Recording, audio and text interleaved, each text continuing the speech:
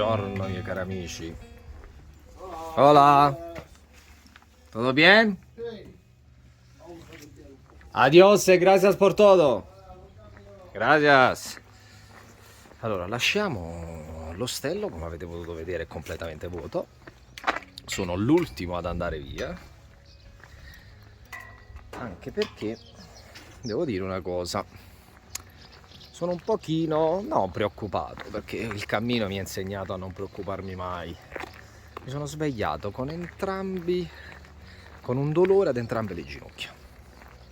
Proprio bella, già quando dormivo e mi giravo, mi sentivo le ginocchia che mi facevano un pochino male. Stamattina mi sono alzato e ho sentito un dolorino ad entrambe le ginocchia. Purtroppo capisco che sto sforzando il mio corpo, perché camminare per 30 km ormai questo è il 18° giorno, dovrebbe essere, non mi voglio sbagliare. Voilà.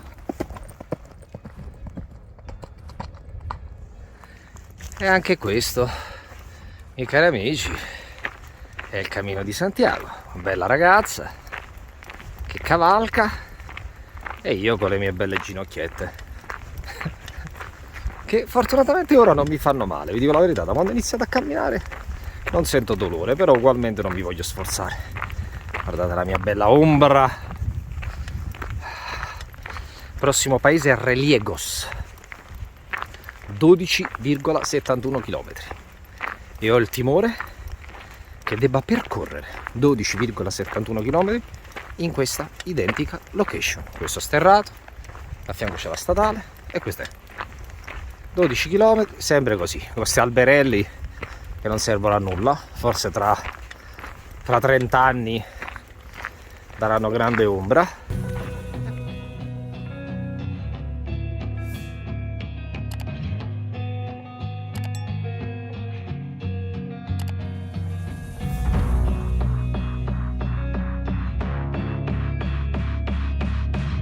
Avanti in lontananza, mancherà 1 chilometro. Si vedono le prime case, finalmente ci stiamo avvicinando a Reliegos, il secondo tratto più lungo e solitario del cammino. A differenza di quell'altro che erano 17 km, questo è 12,5 km. Un tratto dove non incrocerete nessun paese, non c'è nessuna fontana, nessuna fonte d'acqua. Troverete qualche punto di ristoro, delle panchine all'ombra durante questi 12,5 km, ma poca roba. L'importante è che sappiate che non potete né mangiare né bere, non si può fare rifornimento perché non c'è assolutamente nulla.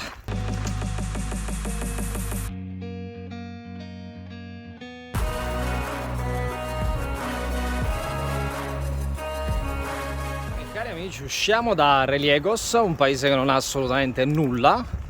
Un negozio di alimentari, un bar, fine, un po' degli alberghi, non c'è nemmeno una fontana dove un pellegrino si può dissetare, no? E quindi ti costringe ad andare nei bar. Vabbè, tenendo questo, sono quasi le 12, io ho tanta energia, preferisco camminare ancora per un'altra ora per il prossimo paese, Mansilla de las Mulas, distante 6 km, quindi passo svelto, mi sento ancora bene, camminiamo una bella oretta veloce, così poi arriviamo a questo paese, ci fermiamo e ci riposiamo un pochettino. E anche oggi poi abbiamo fatto, arrivati lì, i primi 18-19 km di questa giornata. Già abbiamo superato abbondantemente 10. Io mi sono fermato qui una bella oretta, ho mangiato i miei 2 ottimi bocadillos. Mi sono anche steso su questa panca perché la mia schiena era proprio...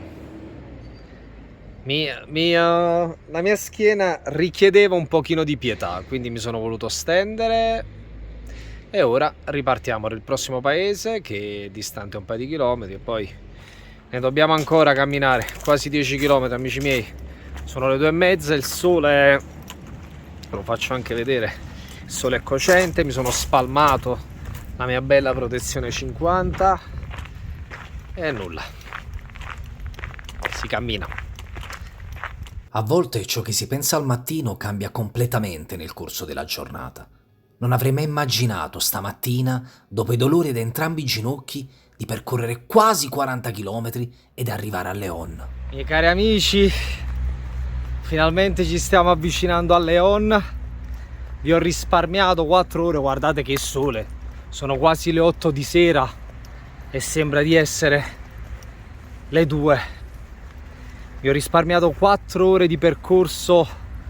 Mi metto un po' all'ombra, costeggiando una brutta statale, la N601, poi addirittura dopo Valle de la Fuente, da 2 e siamo passati a una carreggiata di 4 corsie, quindi immaginate il caos, il rumore delle macchine, uno dei tratti più brutti che ho percorso da quando ho iniziato questo cammino.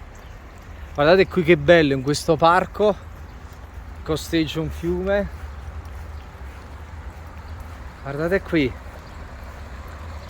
che bello questo ingresso a León, che poi cozza con il simbolo del potere, eccolo lì, la M gialla, che bello.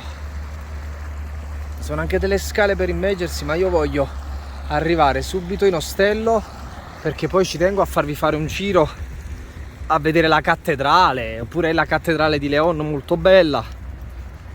Meno male, sono completamente distrutto ai piedi, addirittura mi sono dovuto slacciare un po' le scarpe, un po' i lacci, per quei piedi gonfi proprio. È stata tosta, cavolo. 38 km oggi è stata tosta. Non pensavo di farcela, non credevo comunque di proseguire, pensavo di fermarmi prima, però quando poi la mente e il corpo reggono bene, bisogna proseguire, assolutamente. E da lontano ecco la guglia della cattedrale e vi voglio far vedere quanti gradi ci stanno.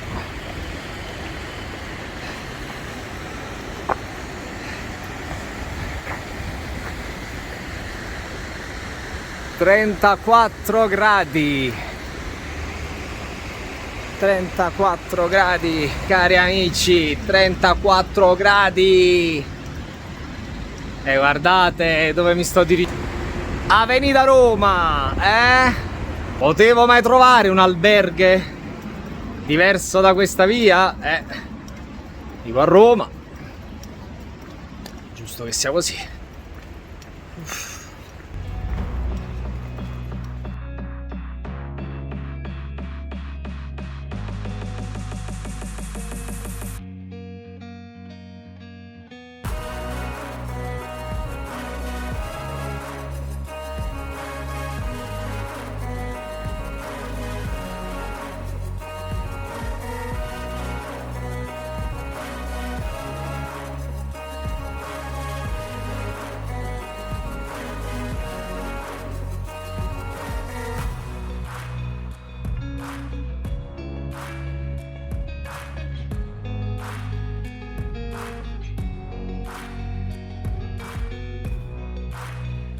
Bellissima cattedrale di León, guardate qui che spettacolo,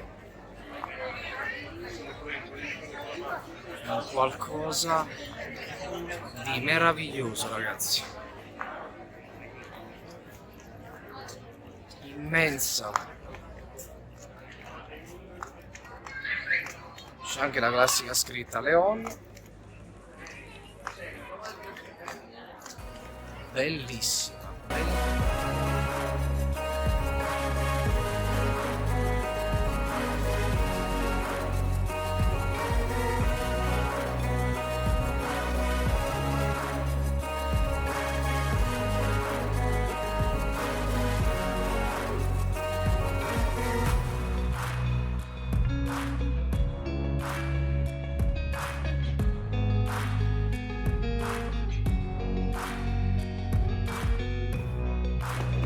Proseguo il mio tour per i vicoletti di León. di pellegrini non ce n'è nessuno perché tutti si sono fermati prima. Furbi. Hanno fatto bene, no? Furbi, hanno fatto bene. Non è che sono tutti quanti matti come me. Sono fermati ai paesi prima e verranno a Leon domani mattina con le forze fresche, non con me che sono completamente distrutto.